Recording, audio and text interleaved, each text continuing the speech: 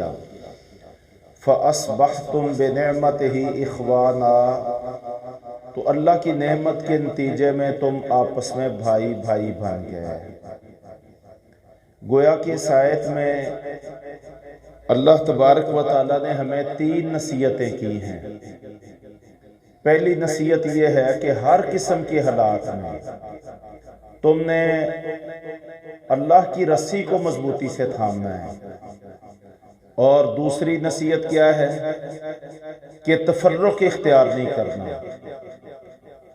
فرقوں میں نہیں بٹنا، جدا جدا اپنے موقف اختیار نہیں کرنے۔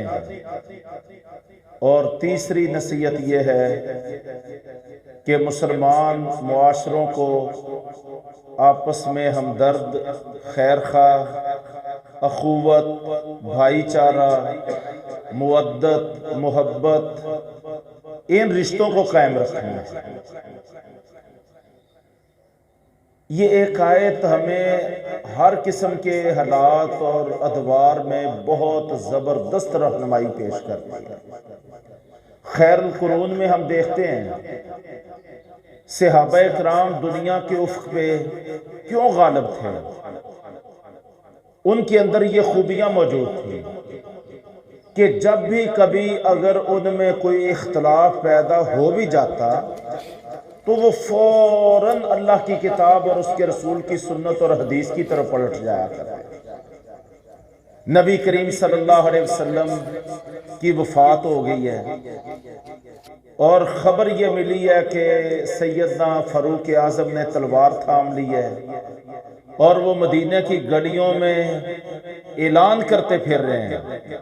کہ جس شخص نے یہ بات کہی کہ اللہ کے رسول فوت ہو گئے، آپ کو موت آ گئی ہے، تو میں اس کی گردن کو تن سے جدا کر دوں گا۔ یہ ایک بہت بڑا ماجرا ہے، ایک بہت بڑا عجیب منظر بن گیا ہے۔ ایک طرف رسول اللہ صلی اللہ علیہ وسلم کی وفات کا غم ہے اور دوسری طرف فاروق اعظم نے تلوار سونت لی ہے۔ سیدنا ابو بکر صدیق رضی اللہ عنہ کو پتا چلا، وہ کھڑے ہوئے اور کیا اعلان کرتے ہیں؟ ایک قرآن کی آیت پڑھتے ہیں، وَمَا مُحَمَّدٌ إِلَّا رَسُولٌ قَدْ خَلَتْ مِن قَبْلِهِ الرُّسُلُ أَفَإِن مَاتَ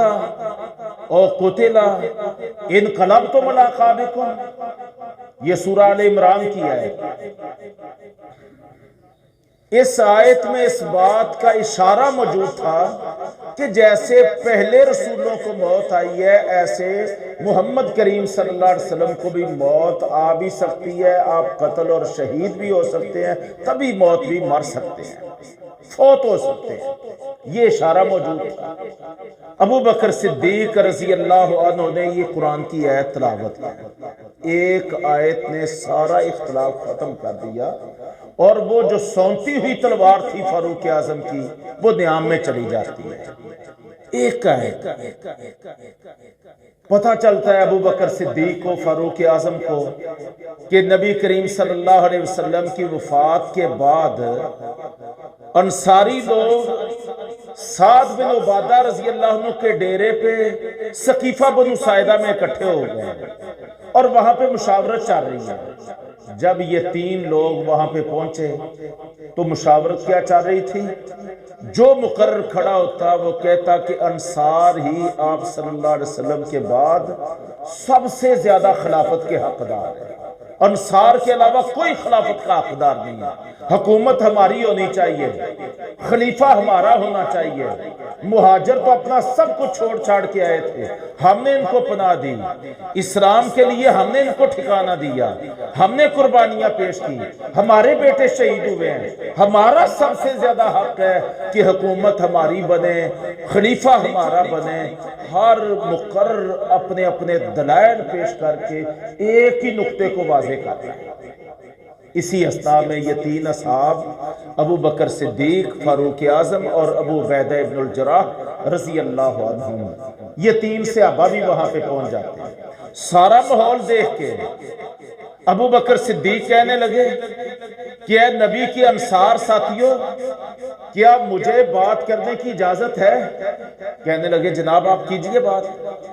تو ابو بکر صدیق رضی اللہ عنہ نے زیادہ لمبی گفتگو نہیں کی، اللہ کے رسول کی ایک حدیث بیان کی ہے، ایک حدیث، اور وہ کیا تھی؟ الائمۃ من القریش، کہ رسول اللہ صلی اللہ علیہ وسلم فرما گئے تھے میرے بعد جو حکمران آئیں گے وہ قریش میں سے آئیں گے۔ 3 لفظوں پر مشتمل ہے حدیث، 3 لفظوں پر، الائمہ من القریش، 3 لفظوں پہ۔ لو میرے محترم بھائیوں، اللہ کے رسول کی ایک حدیث سننا تھی کہ وہ انصار جو دلائل پہ دلائل دے رہے تھے کہ نہیں ہر قسم جو کچھ ہوتا ہے ہو جائے، اب خلیفہ تو ہم انصار میں سے ہی بنے گا، کوئی دوسرا حق نہیں رکھتا، ایک اللہ کے رسول کی حدیث کے سامنے سارے سرنڈر ہو جاتے ہیں اور کیا کہتے ہیں؟ اے نبی کے مہاجر ساتھیوں، تم میں سے جو ہاتھ بڑھائے، آگے ہاتھ بڑھائے، ہم سب اس کی بیعت کرنے کے لیے تیار ہیں۔ یہ ہے بھائیوں وَاعْتَصِمُوا بِحَبْلِ اللَّهِ جَمِيعًا، تم سب نے اللہ کی رسی کو، اللہ کی رسی کیا ہے؟ حبل اللہ کیا ہے؟ کتاب اللہ، اللہ کی کتاب، اور کتاب اللہ کا اطلاق صرف قرآن پہ نہیں ہوتا، سنت اور حدیث میں بھی ہوتا ہے۔ آپ صلی اللہ علیہ وسلم نے فرمایا الا انی اوتیت القرآن ومثلہ معہ، لوگوں خبردار ہو جاؤ، آگاہ ہو جاؤ کہ اللہ نے مجھے قرآن دیا ہے اور قرآن جیسی ایک اور چیز بھی دی ہے، اور وہ چیز کیا ہے؟ فرمایا ترکت فیکم امرین لن تضلوا ما تمسکتم بہما کتاب اللہ و سنتی، آپ نے فرمایا میں تم میں 2 چیزیں چھوڑ کے جا رہا ہوں، تم کبھی گمراہ نہیں ہوگو گے جب تک ان دونوں کو مضبوطی سے تھامے رکھو گے، ایک اللہ کی کتاب اور دوسری میری سنت۔ تو کتاب اللہ سے مراد، حبل اللہ سے مراد کتاب اللہ، اور کتاب اللہ سے مراد قرآن بھی اور نبی کی سنت اور حدیث بھی۔ تو جب تک مسلمان ہر قسم کے حالات و واقعات اور اختلاف کے مرحلے پر ان دونوں چیزوں سے وابستہ رہے ہیں، ان دونوں چیزوں کو یعنی مضبوطی سے تھاما ہے، یہ مضبوط بھی رہے ہیں، قائم بھی رہے ہیں، طاقتور بھی رہے ہیں، ان کا روب بھی رہا ہے، ان کی ہیبت بھی رہی ہے، فتوحات ان کے قدم چومتی رہی ہیں، آسمانوں سے ان پہ مدد آتی رہی ہے، زمین کی برکتیں بھی ان کے ہم رکاب رہی ہیں، دنیا میں کوئی طاقت ان کے مقابلہ کا اپنے اندر طاقت ہی نہیں کسی دنیا کی طاقت میں رہی۔ یہ اللہ تبارک و تعالیٰ کی طرف سے نصرت اور مدد کا اظہار ہوتا رہا ہے جب تک مسلمان کتاب و سنت کے ساتھ جڑے رہے۔ اور آگے فرمایا وَلَا تَفَرَّقُوا، تم نے تفرق اختیار نہیں کرنا، جدا جدا نہیں ہونا، فرقوں میں نہیں بٹنا۔ یہاں پہ بالعموم ہم یہ سمجھتے ہیں کہ جناب مذہبی فرقہ واریت جو ہے نا یہ بہت خطرناک ہے۔ واللہ میں تاریخ کا طالب علم ہوں، اور جب میں تاریخ کا مطالعہ کرتا ہوں تو اس نتیجے پر پہنچتا ہوں کہ یہ مذہبی فرقہ واریت بھی بہت بڑی نقصان دہ ہے۔ لیکن اگر فرقہ واریت سیاسی بن جائے تو سیاسی فرقہ واریت تو امت کے وجود کے لیے، اس کی بقا کے لیے، اس کے استحکام کے لیے، اس کی عزت اور وقار کے لیے سیاسی فرقہ واریت جو ہے یہ مذہبی فرقہ واریت سے بھی بڑا زہر قاتل ہے۔ سیاسی فرقہ واریت دیکھیے سیدنا ابو بکر صدیق کے دور میں، سیدنا فاروق اعظم کے دور میں، اور سیدنا عثمان رضی اللہ عنہ کے نصف اول دور میں مسلمان تمسک بالکتاب و سنہ کا مظاہرہ کرتے رہے، اور سیدنا عثمان رضی اللہ عنہ کے خلافت کے نصف آخر دور میں مسلمان سیاسی فرقہ واریت کا شکار ہوئے ہیں۔ ان میں 2 دھڑے بنے ہیں اور ایک دھڑا کھڑا ہوا، اور جب ہم تاریخ کی کتابیں پڑھتے ہیں تو اس کا لنک اور رابطہ اور تعلق اور پشت پناہی یہ عبداللہ بن سبا یہودی کے ساتھ جڑی ہوئی تھی، جو یہودی النسل تھا۔ اس نے مسلمانوں کے اندر اشتعال پیدا کر کے ایک ایسا گروہ دھڑا کھڑا کر دیا تھا جس کا بیشتر تعلق کوفہ سے، بصرہ سے، مصر سے، اور وہ مدینہ پہنچ گئے اور سیدنا عثمان رضی اللہ عنہ کے ساتھ انہوں نے اختلاف شروع کر دیا۔ سیدنا عثمان رضی اللہ عنہ کو آپ دیکھیں گے وہ قرآن کی آیتیں پڑھ پڑھ کے ان کو سناتے ہیں، حدیثیں پڑھ پڑھ کے سناتے ہیں، اللہ کے رسول نے ان کو کیا کیا بشارتیں دی تھی، کیا کیا پیشگوئیاں کی تھی، کیا کیا احادیث بیان کی تھی، لیکن مجال ہے اللہ کی کتاب اور رسول اللہ صلی اللہ علیہ وسلم کی احادیث پہ وہ کان دھریں، وہ اپنے موقع پہ تعصب کی بنیاد پہ، تفرق کی بنیاد پہ، ہر قسم کی شدت کی بنیاد پہ وہ کھڑے ہیں۔ اور نتیجہ کیا ہوا ہے؟ نتیجہ یہ ہوا کہ 44 لاکھ مربع میل تک پھیلی ہوئی اسلام کی خلافت اس کی چولے ہلا کے رکھ دی گئی۔ خلیفہ راشد سیدنا عثمان رضی اللہ عنہ کو شہید کر دیا گیا۔ پھر مسلمانوں کی آپس میں جنگوں کا دور شروع ہوتا ہے اور باقی نقصانات کے ساتھ ساتھ بڑے بڑے کبار صحابہ، طلحہ بن عبید اللہ رضی اللہ عنہ، زبیر بن عوام رضی اللہ عنہ، عمار بن یاسر رضی اللہ عنہ، اور عبداللہ بن خباب بن رت رضی اللہ عنہ، کتنے بڑے بڑے صحابہ، اور بالآخر سیدنا علی بن ابی طالب رضی اللہ عنہ، اتنے بڑے بڑے کبار صحابہ اور خلفائے راشدین وہ شہادت کا جام نوش کرتے ہیں، شہید ہوتے ہیں آپس کی جنگوں اور لڑائیوں کے نتیجے میں۔ کلمہ پڑھنے والے آپس میں گتھم گتھا ہو جاتے ہیں۔ میرے محترم بھائیوں، اتنا بڑا سانحہ ہوا، نتیجہ کیا ہوا؟ بڑے بڑے صحابہ بھی شہید ہوئے اور عام مسلمان بھی شہید ہوئے۔ مسلمانوں کا روب جاتا رہا۔ اللہ تبارک تعالیٰ نے قرآن میں فرمایا تھا وَلَا تَنَازَعُوا، آپس میں تنازع نہیں کرنا، آپس میں لڑنا بھیڑنا نہیں ہے۔ فَتَفْشَلُوا، تمہارے اندر فشل پیدا ہو جائے گا، وَتَذْهَبَ رِيحُكُمْ، اور تمہاری ہوا اکھڑ جائے گی۔ تمہارا روب جاتا رہے گا، تمہاری ہوا اکھڑ جائے گی، اور وہ تمہاری ہیبت اور روب یہ ختم ہو جائے گا۔ اور پھر ہم اس دور میں سیدہ عثمان رضی اللہ عنہ کی شہادت سے لے کے سیدہ علی رضی اللہ عنہ کی شہادت تک ہم ان 12 سالوں میں بالکل یہ منظرنامہ دیکھتے ہیں۔ اور یہ اس دور کی بات نہیں ہے، آپ پوری اسلامی تاریخ کا مطالعہ کریں، آپ کو پتا چلے گا کہ جب بھی یہ تفرق، یہ چھینا جھپٹی، یہ مسلمانوں میں جب بھی کھڑی ہوئی ہے، اس کا نتیجہ مسلمانوں کے زوال کی شکل میں، ان کے عروج کے زوال میں بدلنے کی شکل میں ہمیشہ سے آیا ہے، ہمیشہ سے آیا ہے۔ آج ہمارے دور میں مجھے بڑی اچھی طرح یاد ہے کہ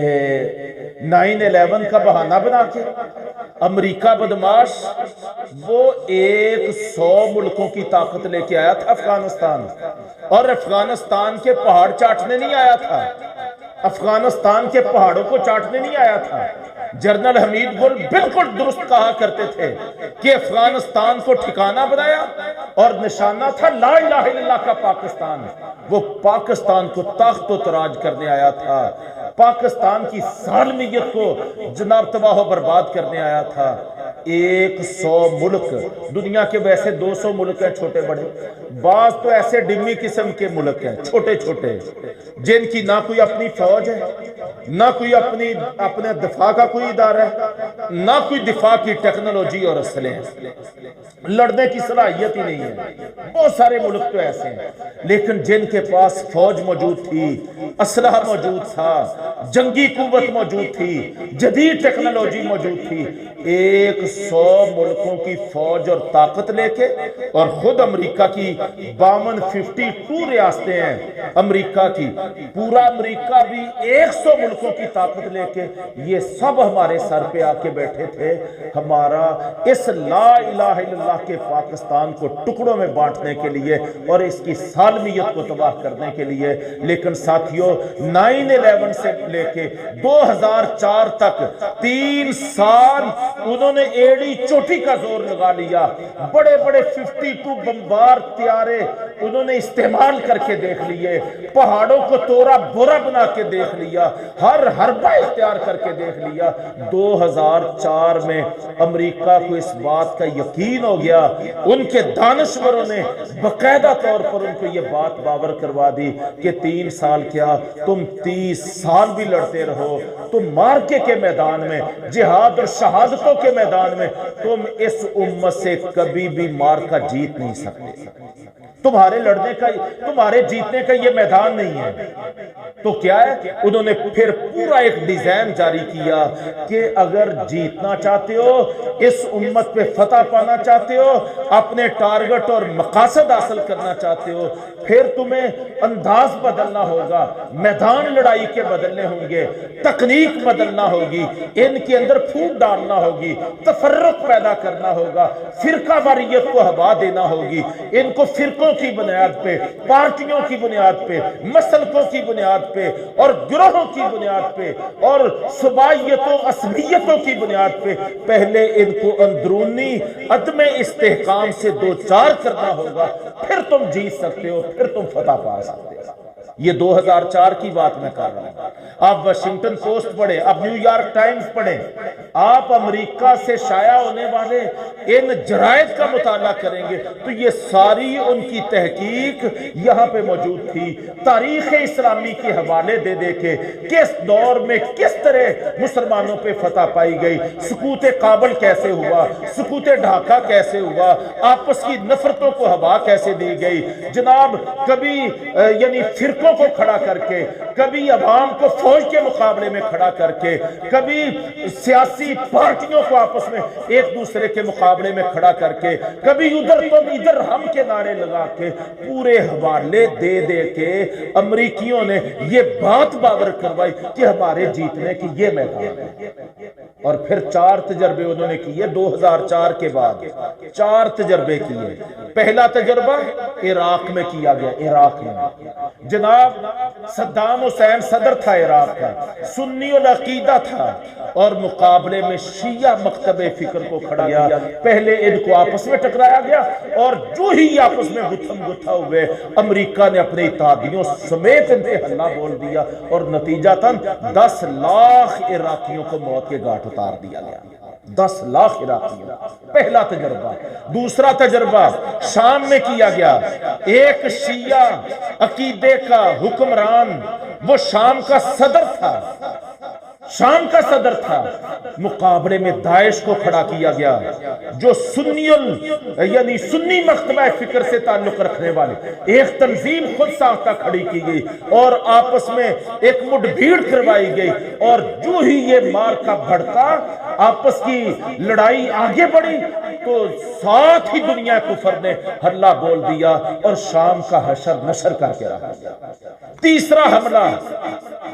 جناب لیبیا پہ کیا گیا، اسی طرح اندرونی عدم استحکام سے دوچار کر کے لیبیا کا جو کی تباہی کی گئی وہ بھی ہمارے سامنے، اور چوتھا یہی منظرنامہ یمن میں دہرایا گیا اور جو یمن کا نتیجہ ہوا وہ بھی ہمارے سامنے۔ 4 تجربے پے در پے ہماری آنکھوں کے سامنے۔ میں تاریخی اور آگ کے حوالے نہیں دے رہا، میں وہ باتیں کر رہا ہوں کہ اگر آپ تھوڑا سا اپنے ذہن کو پیچھے لے جائیں گے تو اس وقت مجلس میں بیٹھے ہوئے 70% وہ لوگ ہیں کہ جن کی زندگی میں موجودگی میں آنکھوں کے سامنے یہ 4 ملکوں کا حشر نشر ہوا ہے، اور پیچھے کار فرما کیا سازشیں، دنیا کفر کی سازشیں، وہی عبداللہ بن سبا یہودی، وہی سازشیں، وہی خواستیں، وہی تکنیکیں، وہی تدبیریں، وہی منصوبے، وہی حربیں، اور مسلمانوں کا آپس میں گتھم گتھا ہونا اور نتائج بھی دنیا کفر کی مرضی کے۔ یہ 4 واقعات ہمارے سامنے۔ اب بھائیو اگر غور کریں، عراق، شام، لیبیا، یمن، ان 4 ملکوں میں امریکہ کی، اسرائیل کی، عالم کفر کی دشمنی کتنی ہے؟ انہوں نے عالم کفر کا بگاڑا کیا ہے، انہوں نے ان کو کتنا ہزیمت سے شکست سے دوچار کیا ہے، ان کے کتنی جناب قوتوں کو مسمار کیا ہے، ان کی فوج کو کتنی شکست سے دوچار کیا ہے، یہ بھی لسٹ بنا لیں۔ اور پاکستان کی گزشتہ 4 دہائیوں کی کارکردگی کیا ہے، وہ 1980 سے لے کے آج 2021-22 تک کی لسٹ بنا لیں۔ واللہ ان 4 ملکوں کے جرائم اکٹھے کریں تو پاکستان کے جرم ان کے مقابلے میں اگر ان کے 10 ہیں تو پاکستان کے 90 بنتے ہیں۔ دنیا کفر کے سینے میں آگ کے علاوہ روشن ہے، ایک پل کے لیے بھی وہ پاکستان کے وجود کو تسلیم کرنے کے لیے تیار نہیں ہے، ان کو راستہ ہی کوئی نہیں مل رہا تھا۔ اللہ تبارک و تعالیٰ نے اس پاکستان کو لا الہ الا اللہ کے کلمے، نظریے، عقیدے کی بنیاد پہ وجود بخشا تھا۔ اللہ تبارک تعالیٰ نے اس پاکستان کو بے بہا نعمتوں سے نوازا تھا۔ دنیا کفر جناب مجبور تھی اور ان کے لیے کوئی راستہ نظر نہیں آ رہا تھا، اور وہ مسلسل کوشش کرتے رہے، کبھی خود کچھ دھماکے کروا کے، کبھی افراتفری قائم کر کے، لیکن ہم بحیثیت قوم الحمدللہ خاص طور پہ گزشتہ 20 سال ہم نے ان کے ہر حربے کا منہ توڑ جواب پیش کیا ہے،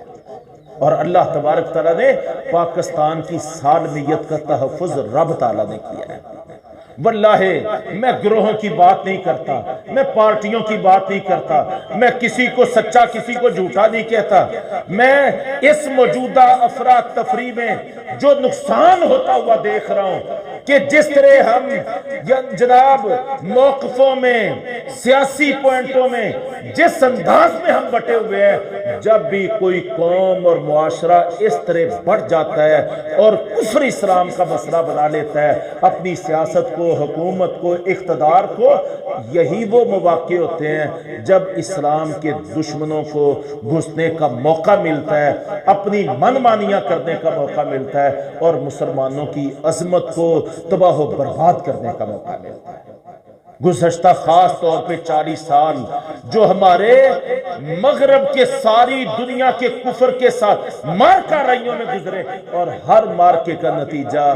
اسلام اور پاکستان کی فتح کی شکل میں نکلا۔ یہ گزشتہ سال جو 15 اگست کو فتح کابل ہوا ہے، جاؤ آپ انٹرنیشنل میڈیا کو پڑھ کے دیکھو، سن کے دیکھو، آپ کو وہ چیخ چیخ کے یہ کہتا ہوا نظر آئے گا کہ ہم اس کی فتح طالبان کو اس کا کریڈٹ نہیں دیتے، ہم کسی اور کو کریڈٹ نہیں دیتے۔ اگر یہ ہمیں رات کی تاریکیوں میں کابل اور بغرام ایئر بیس لائٹیں آف کر کے وہاں سے بھاگنا پڑا ہے، تو اس بھاگنے، فرار ہونے اور شکست اور ذلت اور ریخت کے پیچھے ہمیں پاکستان کار فرما نظر آتا ہے۔ دنیا یہ ساری سمجھتی ہے کہ اس کے پیچھے پاکستان ہے، پاکستان فاتح عالم قرار پا چکا تھا، پاکستان دنیا مسلم کی آنکھوں کا تارا بن چکا تھا۔ میرے محترم بھائیوں، اس وقت سے دنیا کفر نے یہ طے کیا تھا کہ ہم اندرونی طور پر جب تک ان کو عدم استحکام سے دوچار نہیں کرتے، ہم اپنے مقاصد نہیں حاصل کر سکتے۔ مجھے ڈر یہ لگ رہا ہے کہ کہیں ہم دشمنوں کے ہتھے نہ چڑھ جائیں، ان کی سازشوں کے چکر میں نہ آ جائیں۔ اللہ تبارک تعالیٰ ہمیں بھی معاف کرے، ہمارے وطن عزیز پر اللہ تبارک تعالیٰ رحم کرے، ہمارے حال پہ اللہ تبارک تعالیٰ رحم کرے۔ تو آج بھی رہنما قرآن پاک ہے، قرآن کی یہ آیت ہے، وَاعْتَصِمُوا بِحَبْلِ اللَّهِ جَمِيعًا وَلَا تَفَرَّقُوا۔ اللہ فرماتے ہیں سب کے سب مل کے اللہ کی رسی کو تھام لو اور تفرق اختیار نہ کرو، جدا جدا نہ ہو جاؤ۔ آگے اللہ کیا فرماتے ہیں؟ وَاذْكُرُوا نِعْمَةَ اللَّهِ عَلَيْكُمْ إِذْ كُنْتُمْ أَعْدَاءً فَأَلَّفَ بَيْنَ قُلُوبِكُمْ فَأَصْبَحْتُمْ بِنِعْمَتِهِ إِخْوَانًا۔ یہ آیت کا یہ حصہ خاص طور پہ اس کے اولی جو مخاطب ہیں وہ مدینہ منورہ کے 2 قبیلے اوس اور خزرج ہیں۔ یہ مدینہ کے مقامی تھے، اور ان کی اکثر و بیشتر آپس میں جنگ ہوتی رہتی تھی، لیڈرشپ کے لیے، سرداری کے لیے، چودھرا کے لیے، اپنے مفادات کے لیے۔ اللہ فرماتے ہیں وہ اللہ کی نعمت یاد کرو جب تم آپس میں دشمن تھے، تمہاری دشمنیاں بڑھتی رہتی تھی، آپس میں ایک دوسرے کا خون بہاتے رہتے تھے، اللہ نے تمہارے اوپر نعمت کی کہ تم کو آپس میں اپنی نعمت سے بھائی بھائی بنا دیا۔ جب یہ آپس میں لڑتے تھے تو ساتھیوں ٹارگٹ کیا ہوتا تھا؟ مدینے کی بستی کی چودھرا لینا، اس کی نمبرداری لینا، اس کی سرداری لینا، یہ بہت بڑا ٹارگٹ ہوتا تھا۔ جب یہ آپس میں بھائی بھائی بن گئے نا، ایک دوسرے پہ جانیں چھڑکنے والے، جانیں قربان کرنے والے، اپنے مفادات پر اپنے بھائیوں کے مفادات کو ترجیح دینے والے، پھر اللہ نے ان کو بستی کا، ایک یونین کونسل کا، ولیج کونسل کا نمبردار، سردار، چیئرمین بنایا۔ یا اللہ تبارک تعالیٰ نے ملکوں کے ملک ان کو دے دیے، اور بر اعظموں کے بر اعظم ان کو دے دیے، ریاستوں کی ریاستیں ان کو دے دی۔ جب یہ آپس میں بھائی بھائی بن گئے، اللہ نے مشرق بھی دے دیا، مغرب بھی دے دیا، جزیرۃ العرب بھی دے دیا، عجم بھی دے دیا، رومن امپائر بھی دے دیا، پرشین امپائر بھی دے دیا، اور اتنی وسعت اللہ تبارک تعالیٰ نے ان کو عطا فرما دی جب یہ آپس میں بھائی بھائی بن گئے۔ تو اللہ فرماتے اللہ کی اس نعمت کو یاد کرو جب تم دشمن تھے، یہ اللہ نے نعمت کی کہ تمہیں آپس میں تمہارے دلوں کو آپس میں جوڑ دیا، اور تم اللہ کی اس نعمت کے نتیجے میں آپس میں بھائی بھائی بن گئے۔ آج کس قدر افسوس کی بات ہے کہ ہم چھوٹے چھوٹے مفادات کی خاطر جھگڑے جا رہے ہیں، الجھے جا رہے ہیں، اور وہ دشمن جس کو گزشتہ 40 سال میں میدانوں میں تغنی کا ناچ نچایا گیا تھا، واللہ ہم دیکھ رہے ہیں کہ وہ بغلے بجا رہے ہیں، وہ خوش ہو رہے ہیں، خوشیوں کے شادیانے بج رہے ہیں کہ اب ہمارے مقاصد حاصل ہوئے ہیں، اب ہمارے مقاصد حاصل ہوئے ہیں۔ اللہ تبارک تعالیٰ اس اسلام کے اور پاکستان کے دشمن کا بیڑا غرق کرے، اور اللہ تبارک تعالیٰ ہم سب کو فہم سلیم اور عقل سلیم عطا فرمائے، اور اپنے ذاتی مفادات پہ قومی مفادات، ملکی مفادات کو ترجیح دینے کی توفیق عطا فرمائے۔ کشمیریوں پہ آج کیا گزرتی ہوگی، ذرا غور کریں کیا گزرتی ہوگی۔ وہ جو نعرے لگاتے ہیں، بیٹوں کی شہادتیں اور لاشیں پڑی ہوتی ہیں، اور نعرے کیا لگا رہے ہوتے ہیں، پاکستان سے رشتہ کیا، لا الہ الا اللہ۔ آج ذرا غور کرو ان پہ کیا گزرتی ہوگی، غور کرنے کی بات ہے۔ تو اس اعتبار سے بھائیوں کوشش بھی ہمیں کرنا ہے، اور محنت بھی کرنا ہے، شعور بھی بلند کرنا ہے، لوگوں میں آگاہی بھی پیدا کرنا ہے، اچھے اور برے کی اور خیر اور شر کی تمیز بھی پیدا کرنا ہے، اور ساتھ ساتھ اللہ تبارک تعالیٰ سے دعا بھی کرنی ہے، خود اپنا کردار بھی۔ آپ دیکھ رہے ہیں ماشاءاللہ الحمدللہ اسی افراتفری کے ماحول میں یہ الحمدللہ ایک جماعت ہے جو آج بھی اس ساری افراتفری، اڑنگا پٹخنی اور اختلاف اور انتشار سے بالا ہو کے بلا امتیاز الحمدللہ سحری کا بندوبست کیا جاتا ہے، افطاری کا بندوبست کیا جاتا ہے، لوگوں کی دہلیز تک پکا پکایا تازہ کھانے پہنچائے جا رہے ہیں، ان کی مدد کی جا رہی ہے، راشن تقسیم ہو رہے ہیں، آگے عید گفٹ تقسیم ہوں گے، گرتوں کو سہارا دینے کی کوشش کی جا رہی ہے، اور مدد کی بنیاد پہ، اخوت کی بنیاد پہ، بھائی چارے کی بنیاد پر بلا امتیاز فرقہ، مسلک، پارٹی، گروہ الحمدللہ حقداروں کی مدد کا فریضہ ادا کیا جا رہا ہے۔ یہ ہے وہ اللہ تبارک تعالیٰ کی منشا، یہ ہے وہ اخوت اسلامی کا تقاضا۔ اللہ تبارک و تعالیٰ ہم سب کو یہ تقاضا نبھانے کی توفیق عطا فرمائے۔ تو ساتھیوں ہاتھ پہ ہاتھ دھر کے بیٹھنا یہ بھی یعنی کوئی حل نہیں ہے، اور تبصرے تجزیے ہی کرتے رہنا یہ بھی کوئی حل نہیں ہے۔ کچھ نہ کچھ ہمیں کردار ادا کرنا چاہیے، اور ساتھ ساتھ رب تعالیٰ سے دعائیں کرنی چاہیے۔ اللہم الف بین قلوبنا، اے اللہ ہمارے دلوں کو آپس میں جوڑ دے۔ دلوں کا جڑ جانا یہ ہماری عزت اور فتح کا باعث ہوگا، اور اس کی ہمیں دعائیں کرنی چاہیے۔ وَأَصْلِحْ ذَاتَ بَيْنِنَا، اور اے اللہ ہمارے آپسی معاملات کی اصلاح فرما دے۔ یہ دعاؤں کا بھی رمضان المبارک جہاں قیام کا مہینہ ہے اور روزے کا مہینہ ہے، قرآن کی تلاوت کا مہینہ ہے، توبہ استغفار کا مہینہ ہے، وہاں پہ یہ دعاؤں کا بھی مہینہ ہے۔ تو ساتھیوں، میں آپ کو اور اپنے آپ کو بھی نصیحت کرتا ہوں، ہمیں بہت زیادہ دعائیں کرنی چاہیے، انفرادی اپنے لیے بھی، اجتماعی طور پر اپنے وطن عزیز کے یعنی